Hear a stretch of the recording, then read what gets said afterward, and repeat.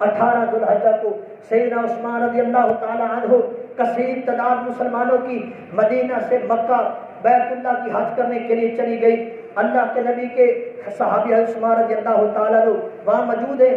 جو بلوائی تھے، جو خارجی تھے، جو سبائی تھے، حضرات گرامی انہوں نے پروپگنڈا بنایا کہ بڑا موقع ملا ہے، صحابہ کرام کی کثیر تعداد بیت اللہ چلی گئی ہے.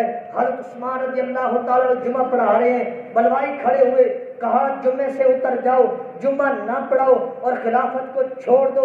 حضرت عثمان نے کہا میرا جرم کیا ہے؟ کہنے لگے جرم بعد میں بتائیں گے، پہلے خلافت چھوڑو، پہلے خلافت سے دستبردار ہو، پھر بعد میں آپ کو جرم اب تیرا بتائیں گے. اللہ کے نبی کے صحابہ عثمان نے کہا مجھے اللہ کے نبی کی حدیث یاد ہے. اللہ کے نبی نے فرمایا عثمان ایسا وقت آئے گا لوگ آپ کو کہیں گے کہ خلافت چھوڑ دو، لیکن آپ نے خلافت نہیں چھوڑنی، چاہے آپ میرے پاس جا کے ملاقات کر لیں، یعنی اللہ کے پاس چلے جائیں، فوت بھی ہو جائیں، پھر بھی لوگوں کے کہنے پہ آپ نے خلافت کا لباس نہیں اتارنا. کہا اس طرح میں خلافت نہیں چھوڑوں گا، پہلے میرا جرم بتاؤ.